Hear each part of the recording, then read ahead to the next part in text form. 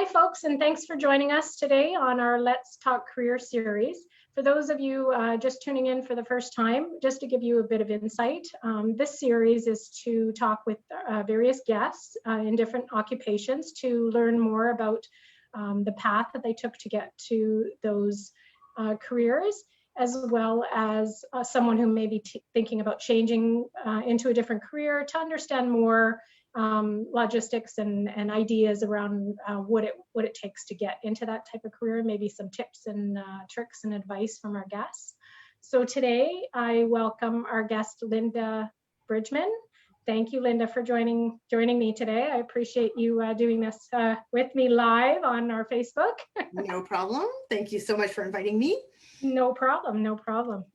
So I guess I'll start out, I usually start out with a question around your very first job, or I guess the first job that inspired you, gave you a little bit of a push into a certain direction, not necessarily where you ended up, but just to tell a little bit of your background and your story.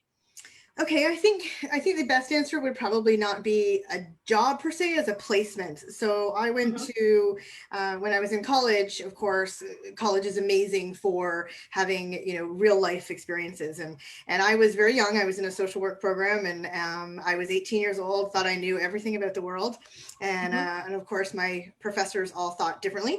And when I asked, they asked for your top 3 places that you want to do your practicum. And all 3 of mine were denied, and I wasn't allowed to do really what I wanted to do. And so someone came back to me and said, we'd really like you to go and work at the Canadian National Institute for the Blind. And I just kind of went, that's not an area that I really want to be in. And I was not a happy camper. And, begrudgingly off I went. And I met someone on the actually on the elevator the very first day. And she was, put together. She was, in a rush to get there. And when we both walked into the same door at the Canadian National Institute for the Blind. And she said to me, she says, "Oh, are you our new student?" And I said, "Yes." And she goes, "You're going to be coming out with me today." And I'm like, "Oh, okay, great." And she introduced herself, and she was just awesome. And then when we were leaving, she asked me, she says, do you have your own car? And I said, "Oh, I'm driving." And she goes, "Yeah, I'm blind." And I'm like, "What?" And so I just couldn't believe that, so not the image of somebody who was blind or visually impaired. And actually we became really, really good friends. And she put me, once I was finished my social work, I worked there as a grievance counselor for someone who was losing their vision for a little while. And then she put me through school. She allowed me to go to Mohawk College for a year, become an orientation mobility specialist for people who are blind or visually impaired, which basically means teaching them how to use a white cane, get some of their independence back. And so I worked there probably for about 5 years until I met a young lady who lost her vision very early in her 20s, and it was very sudden. And I had to go out and, kind of help her through, what she was going through, which was, of course, devastating.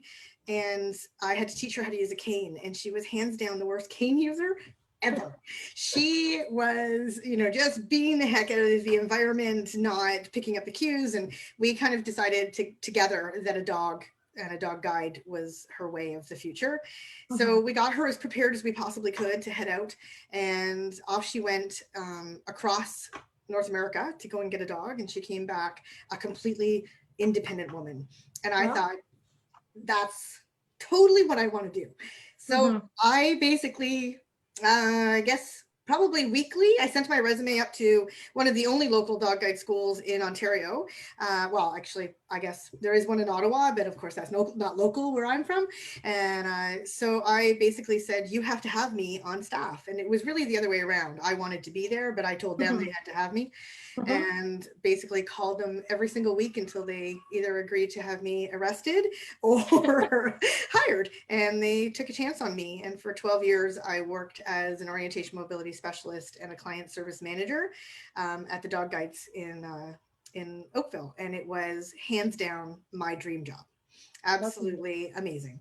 So I'm a change junkie, love to take somebody from point A to point, B. Get them the skills, and then off you go, and you're independent. And that's exactly what a dog guide school does. And it was magical. And if you're ever having a bad day, you grab a puppy. Oh my goodness, yeah. And you're good to That go. seems to be what's happening nowadays. A lot of people are getting dogs, with the stay at home and everything. And yeah, they say it's boomed with people taking home animals for that. Which is wonderful if they're like, I just hope the shelters are feeling the benefit of this. Yes. So that, people are rehoming, because I think if people all of a sudden, if that light bulb goes back on and we all have to go back into the office, I'm currently working at home. As you can see, I've got a bed behind me, and so makeshift office. But I just feel, I hope they're preparing these animals to be alone again. Yes. That's my fear. But yeah, I know. I hope they're lifelong family members is absolutely what they turn forever into. pets. Yeah, exactly. Definitely. Exactly. Yeah. So you said you were with the CNIB for 12 years? For 5 years with the CNIB, and then 10 years with the Dog Guides Canada. Dog Guides Canada. Okay. And then where did you go from there? Did you venture into your... Well, with Dog Guides, it was the best, hands down, the best job, but it was a lot of travel. I went, there's only a couple provinces that I haven't been in, because one of my roles was going out and assessing people to see whether or not they were suitable for a dog.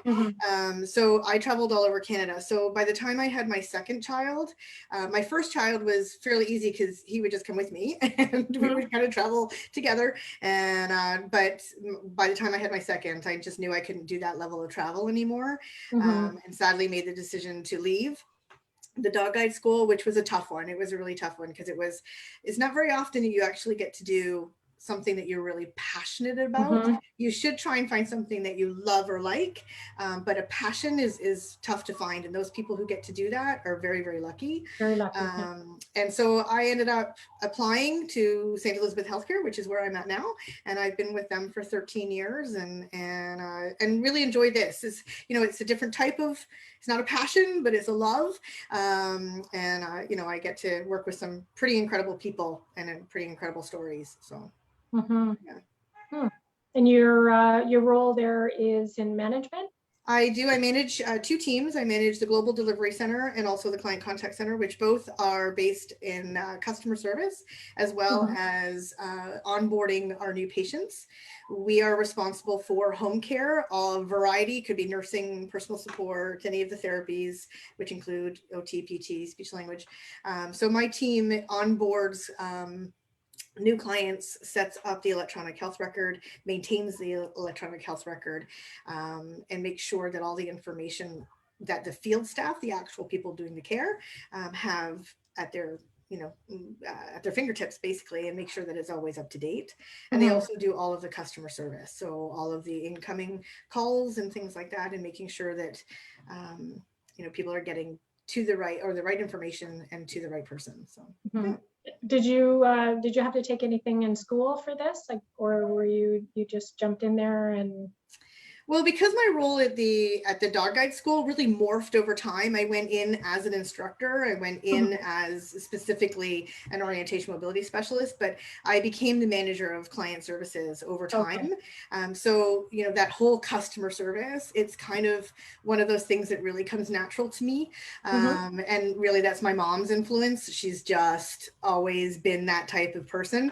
And I have to tell you, she's always taking care of people. My mom is always that one person that looks out for everybody, and she's got this radar. If someone in the grocery store is in need, she's going to find them. Sixth sense, right? Yeah, totally. And we even got her in fits of giggles one time when we were down in Florida at the Harry Potter world. And I don't know if you or anybody listening knows Harry Potter, but there is a character called Moaning Myrtle, and she lives in the female bathroom. Well, they've done that in the theme park. So when you're in the bathroom, you can hear someone moaning, and you can, oh no.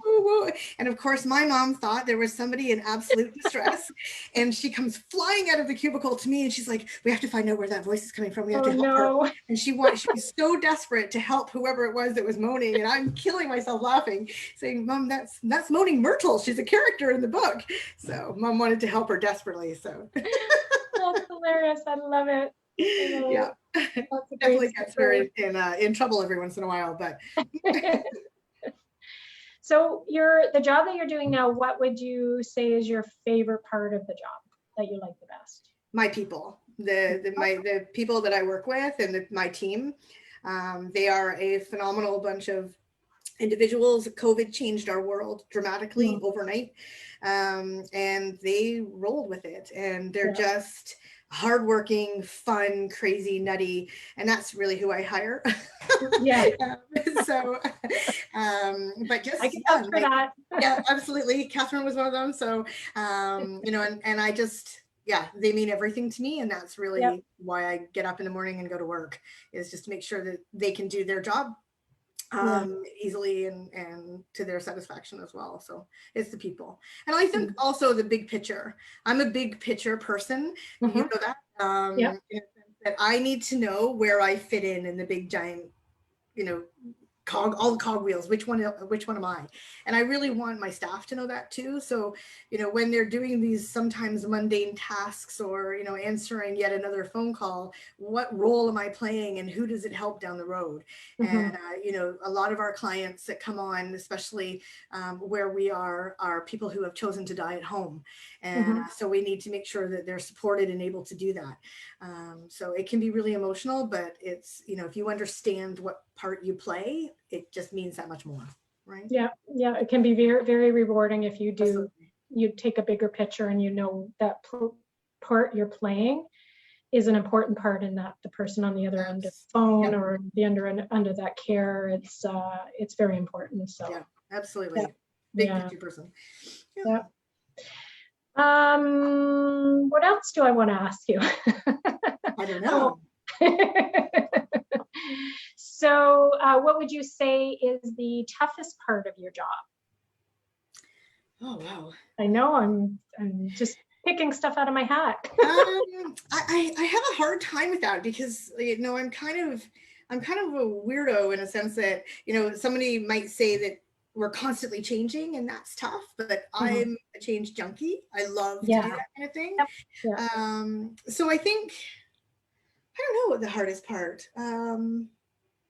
Did you find that pivoting to working from home? I mean, I know your staff all managed and stepped up and did it. Did you find that was a huge, kind of a huge, I don't know the word I'm looking for, like a huge impact change? It was at the beginning.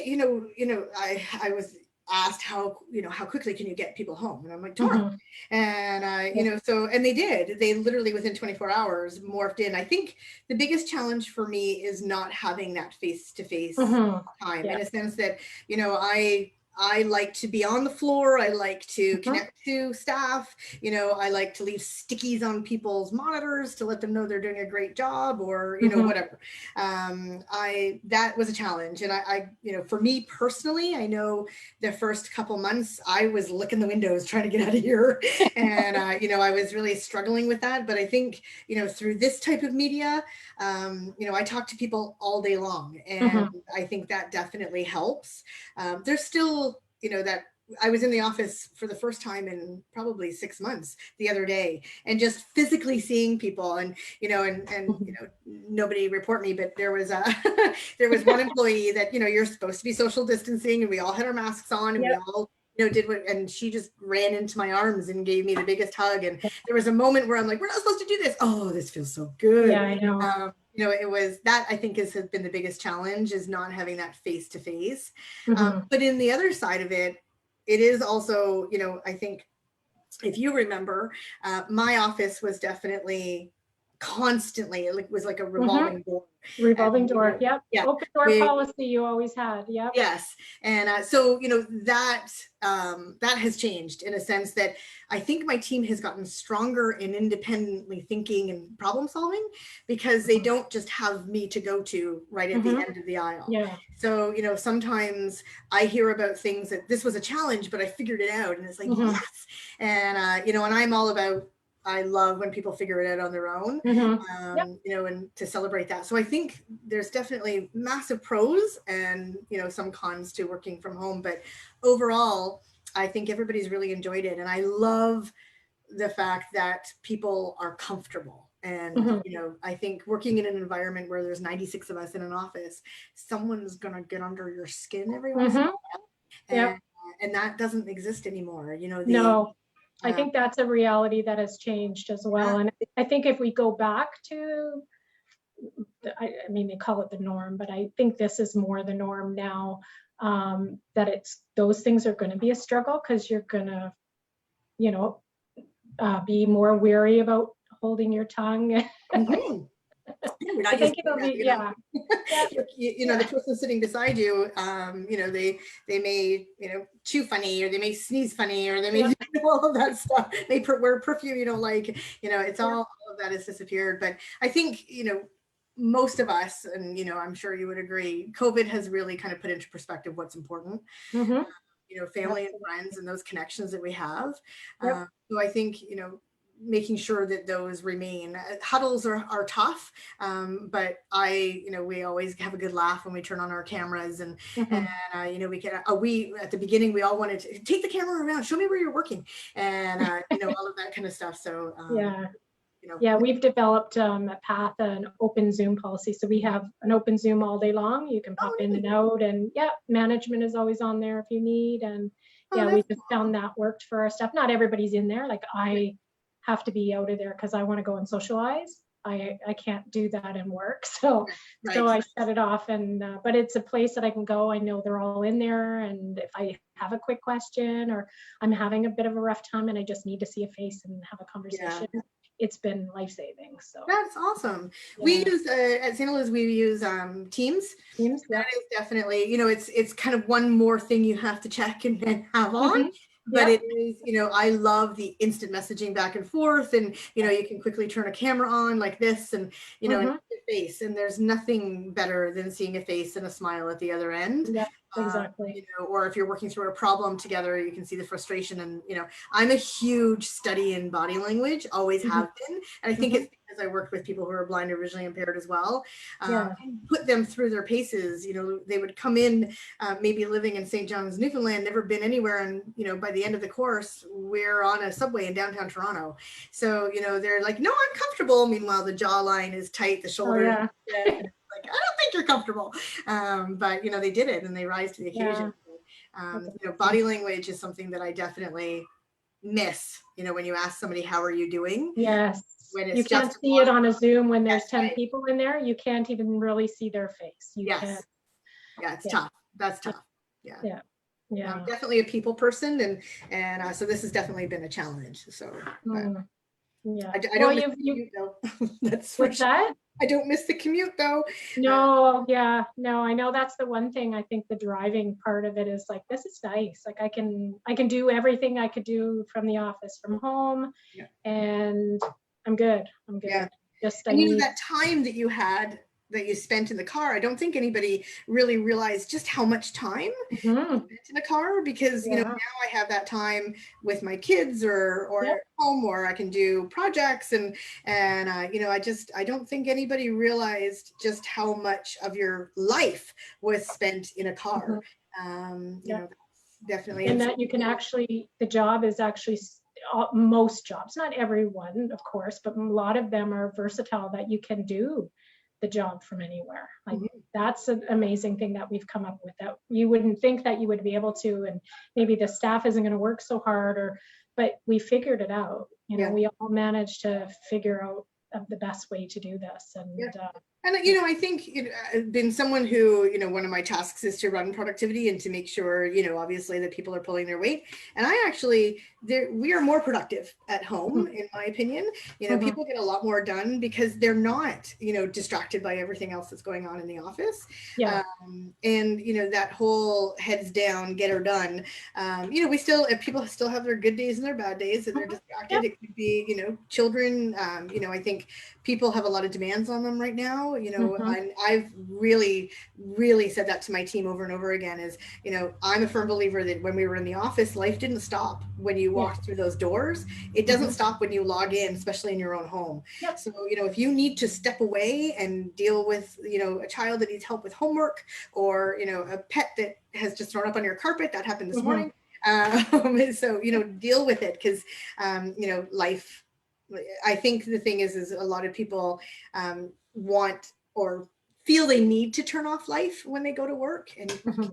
You really can't. No, No, and this probably gave people that understanding that it's okay. Things are, it's okay to multitask life and work. And I mean, myself, I find I work more hours from home because I don't turn it off and stuff is on my phone. So I'm just going to post an ad here and I'm just going to answer this email.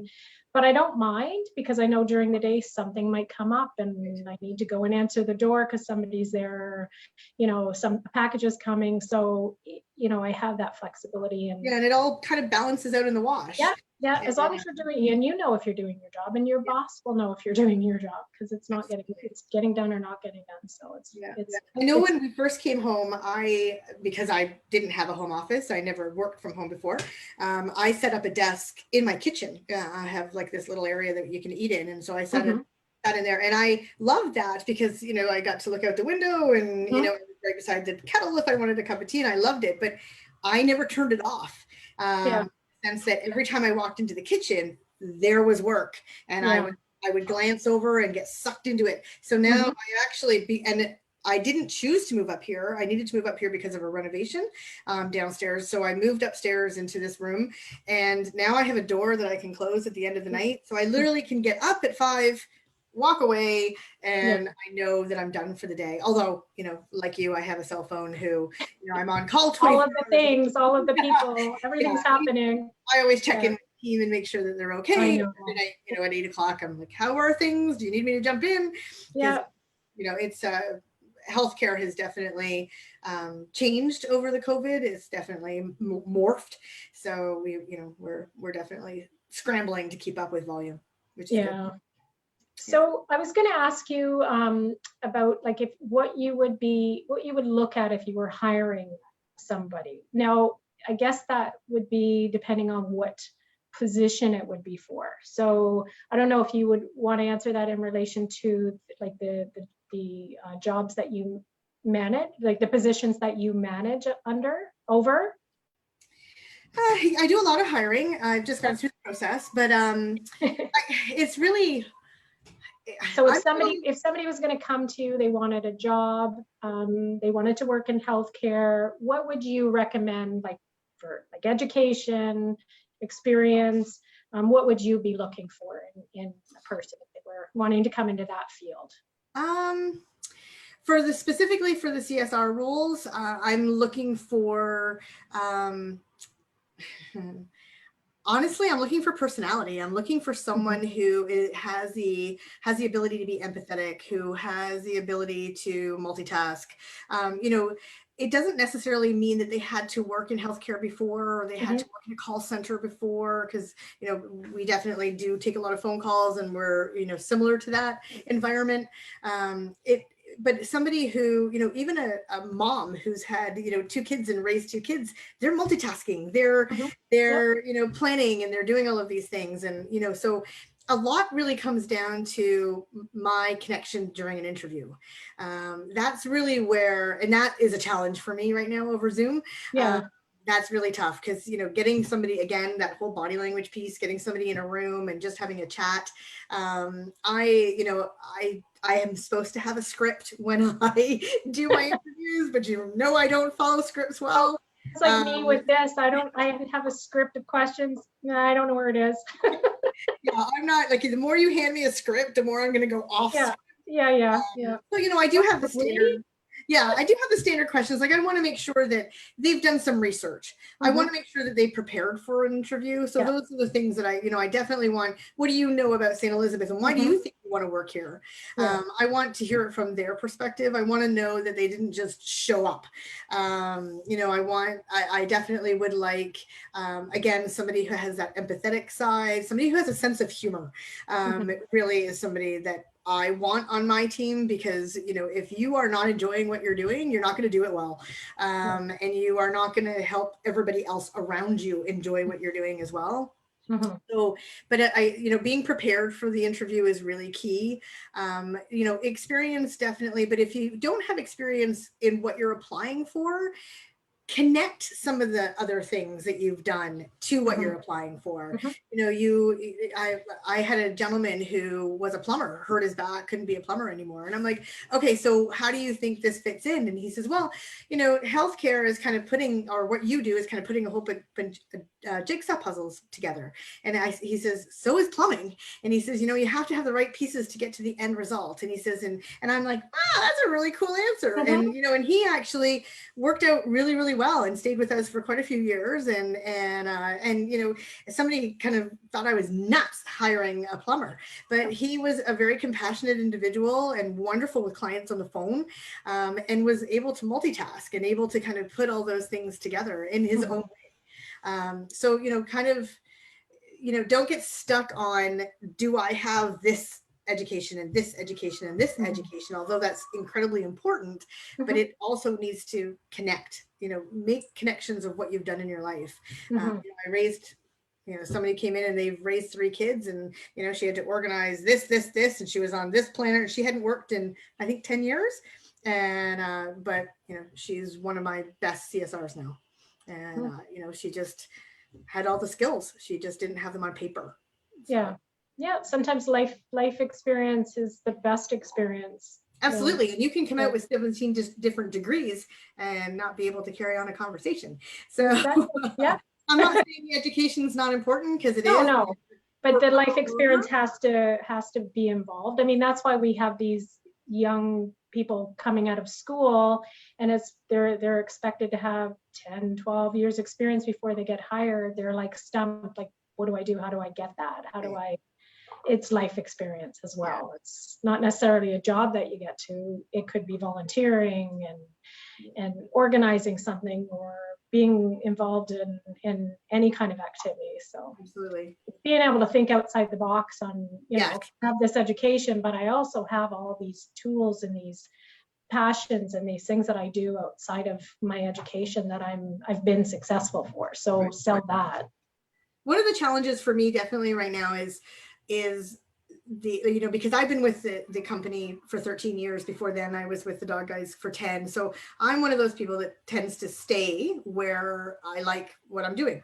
Whereas the, you know, younger generation, if you will, and I sound like I'm aging myself huge, but they tend to kind of do something for a year and maybe, or 18 months, and then go and try something else. And I have, you know, at the beginning, I'm like, oh, is that a bad thing? Because, you know, they don't stick with anything very long, but I have high respect for people who do that, and good on you for trying different things. Because, you know, you will find that niche, or you will continue to grow, because I think starting a new job or leaving an old job is terrifying, and starting a new job equally is terrifying. But you're constantly learning. And, you know, and that's, you know, the student of the world is, you know, the way to go. And, you know, now borders as far as, you know, where you can work and where you can live is getting blurry. So I definitely, I had a conversation with one of my newer staff, and, you know, it was, I got to tell you, when I saw the resume, I'm like, she doesn't stay anywhere more than 18 months.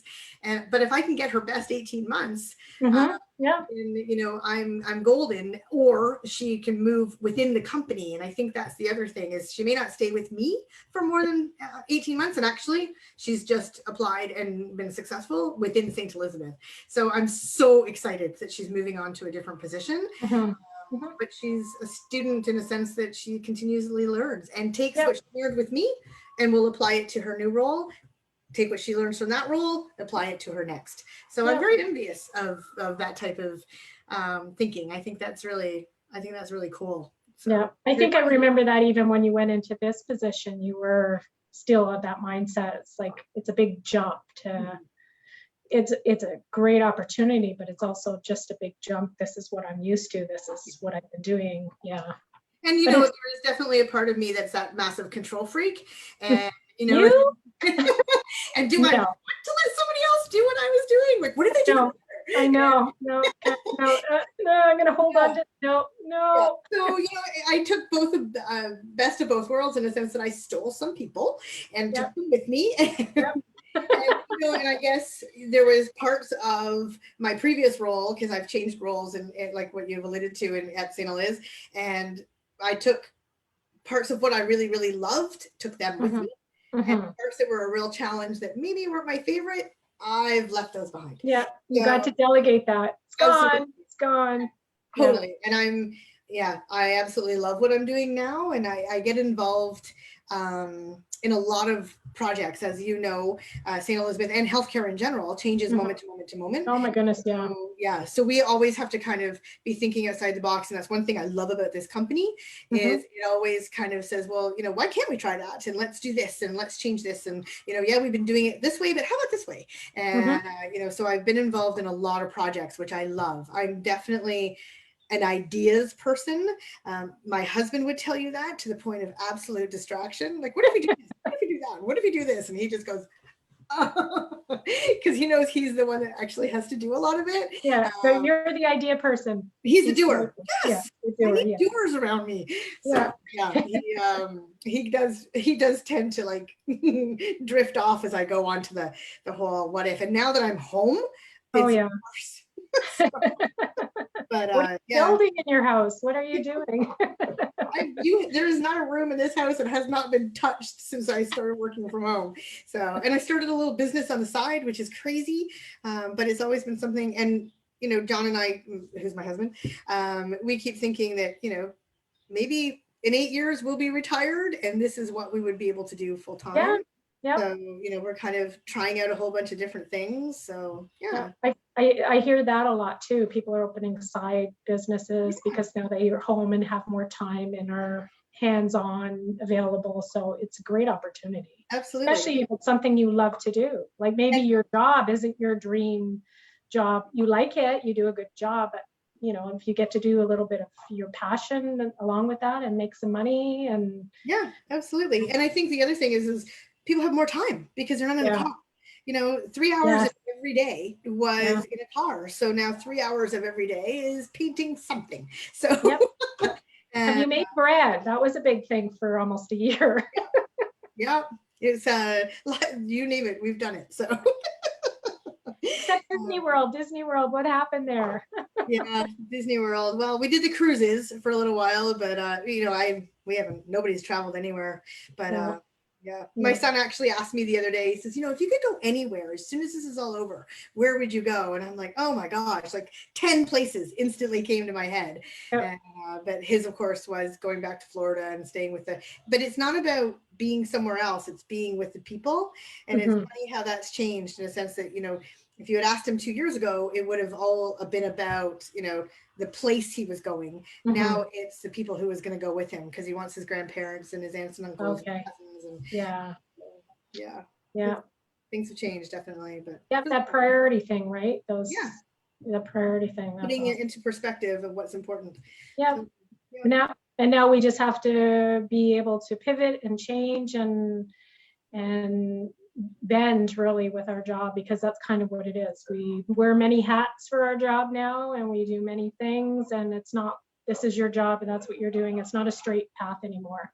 So there's a lot which is really exciting. I'm a huge variety is the spice of life, and so I think it is kind of exciting to say, okay, this is the path I'm going on, but wouldn't it be cool if we went that way for a little while? Wouldn't it be cool, always kind of coming back to the main path? But I think people are going to be or are more satisfied because they get to try different things. Yeah, I agree. Anything else you want to share, Lynda? No, I don't think so. I think how much you miss me? I do. I miss you terribly. It's so exciting actually to see you. I know, it's been so long. It has been so long, and I'm so thrilled for you. And you should interview yourself because you've done exceptionally well and done amazing things. I have a staff member who is dying to interview me, but I'm scared of her interviewing me. Why? You've got a great story to tell. I don't know. I don't know. It's me, me. I just want to do my job and do it well, and everything else is fine. Whatever. I want everyone else to shine. I don't want to shine. No, I want to shine completely. Don't just. I think it's not. I don't think you don't feel selfish that you want to shine a little, because I think both parties have to shine. I know I shine because my team is amazing, and so they help me shine, right? So anytime I get any credit for anything, I absolutely turn it back to Yeah. And, because they're just an You've amazing. already always shared the wealth with your team. Oh, Like that. totally. Yeah, because And the path is like that as well. Our management is amazing, but we all contribute to every position here. Even mine, I get ideas from all the staff, and we talk about it and share and bounce ideas. So it's quite rewarding. I'm really enjoying this role, and we're finding people jobs, in a time where you don't think there are any jobs, but there's work out there. It's changed a little. Some are from home, some people have to completely change their job. We help a lot of folks that identify as having a disability, manage in the workforce, and but it's quite rewarding. So, and I changed the subject on to me. I think everybody just kind of, when you're looking for a job or thinking about changing a job or whatever, don't judge it by what's on the paper. In a sense that, if nobody's going to, tie you to a chair and handcuff you and say that you cannot leave. So, trying things, because, if I didn't accept the placement that I went into, I would never have gotten to where I was at the dog guide school and literally living my dream, in a sense that I remember my very first week at the dog guide school when I was a kid. A little kid, people would come in and they'd have animals with them at school. And I always kind of thought they have the best job ever. And I wanted to do that. I always kind of wanted to be a teacher. And I wanted to be, and my very first week at the dog guide school, one of the trainers said, hey, I'm running out. I have to go to a school. We're going to, do a little presentation for a classroom, because there was one of our graduates in the class with a dog guide, and they wanted us to come in. And there I was holding a puppy in front of this school, in front of this classroom. And I'm like, I'm here. This is what I wanted to do. And, so I'm home now. Nothing else. I'm good. Yep. Absolutely. But if I had fought with my professor and really pushed into the areas that I wanted or thought I wanted to go into, I would never have experienced it. And I was pretty angry when I got my placement and I didn't get what I wanted, and I never looked back. Amazing opportunity, amazing friendships, lifelong friendships have come out of it. I still talk to a lot of the dog guide graduates, and just, they touch your life forever. So that's awesome. Yeah, and it's good advice. The door that opens for you might not always look perfect when you open it, but take a couple steps through, because it might just be what you need and make it your own. Put your spin on it. And you're not stuck, like you said. You're not stuck there. You try it, see how it goes, and maybe it's just what you needed. Yeah. Absolutely. Yep. Well, thank you, Lynda, for being my guest, and it's lovely seeing you again. I miss you and miss working with you, and I'll share this on our social media because I know how much you want me to share it. No problem. Hence the baby picture instead of your picture. Yes, sorry. Not a selfie person, so. This is Lynda when she's all grown up, just so you know. Yes, that was me in my youth. Yeah. Only 22 years ago. How weird. So. Thanks for taking the time for me. And if you have anyone else who's interested in doing something like this, if they have a unique job and journey they want to share, I'd love to sit and talk. And then, if it's someone at St. Elizabeth, I probably know them. So awesome. Yeah, cool. Awesome. Okay, you take care, Lynda, and all the best, and say hello to any of the team that I would still know there. I will. I'll definitely. I told Anne I was doing this, and she told me to tell you a big hello. So hi back to her. Okay, take care, Lynda. Okay, thanks. Okay, thank you.